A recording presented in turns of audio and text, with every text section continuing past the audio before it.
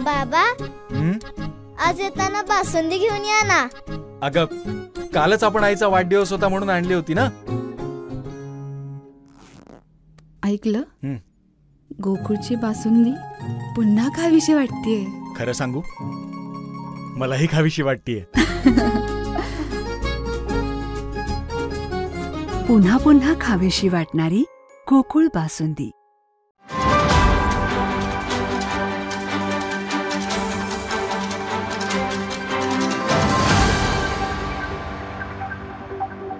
आमचे वकील असीम सरोदेनी उच्च न्यायालयात सुद्धा जे काय आहे ती सगळी बाजू मांडलेली होती. सरकारी वकिलांनी सुद्धा मांडलेली आहे. हा विषय माझ्या एकट्याचा नाही आहे, हा विषय सगळ्या महाराष्ट्राचा आहे, सगळ्या देशाचा आहे. छत्रपती शिवाजी महाराज, संभाजी महाराज यांच्याबद्दल जी विकृत आणि घाणेरडी वक्तव्य केली त्याच्याबद्दलचा आहे. आणि महाराष्ट्रातलाच एक व्यक्ती अशा पद्धतीची वक्तव्य करतो आणि परत तो लपून राहतो इतके दिवस. या विषयावर मला आक्षेप आहे की जर केलं नसतं तर कोण लपून राहत नाही. मी माझा मोबाईल दुसऱ्या दिवशी पोलिसांच्याकडे हजर केला, जसाचा तसा, डाटा वगैरे काही इरेज न करता. आणि जो म्हणत होते की एक वेगळं त्यांनी नरेटिव्ह सेट करायचा प्रयत्न केला की मी कॉल केला नाही, मी हे केलं नाही, मी ते केलं नाही. पण आज ज्या वेळेला हा सगळा फोन पोलिसांच्याकडे गेला त्यावेळेला डाटा इरेज करून दिला गेला.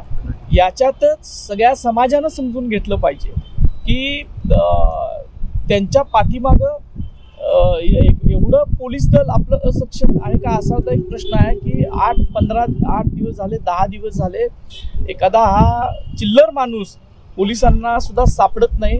आणि माझी पहिल्यापासूनची धारणा आहे की माननीय मुख्यमंत्री हे शिवप्रेमी आहेत, सगळे उपमुख्यमंत्री शिवप्रेमी आहेत. काल सुद्धा तिने अनेक घोषणा केल्या शिवाजी महाराज, संभाजी महाराजांच्या बाबतीत. आणि ज्याने घाणेरडे विधाने केलेत त्यांना त्यांनी तातडीनं कारवाई करायला पाहिजे. महाराष्ट्रात म्हातारी मेल्याचं दुःख नाही, काल सोकवता कामा नये, अशी जी एक म्हण आहे ती होता कामा नये. एवढंच माझे याच्याबद्दल न्यायालयात जे काय होईल ते बघता येईल. पण माझं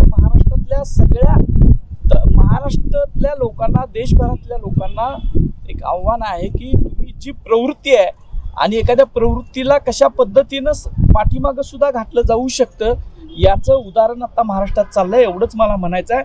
याच्यावर मुख्यमंत्र्यांनी तातडीनं निर्णय घ्यावेत, कारवाई करावी. जरी हे प्रकरण न्यायालयात असलं तरी आपल्याला सगळ्यांना माहीत आहे की कशा पद्धतीनं कारवाई करता येते. एवढंच माझं म्हणणं आहे की आपलं संवेदनशीलता ही महाराष्ट्रानं जपली पाहिजे आणि त्यात खासल्या खास पोलीस दलानं आणि राजकारण्यांनी सुद्धा जपली पाहिजे. एवढं आमचं म्हणणं असं आहे की सरकारी वकील जे आहेत त्याच्याबद्दल सरकार निर्णय घेईल. मला ज्यांच्यावर विश्वास आहे अशा मी वकिलांना माझं वकीलपत्र दिले. ताज्या घडामोडी पाहण्यासाठी माझा महाराष्ट्र न्यूजला आजच सबस्क्राईब करा.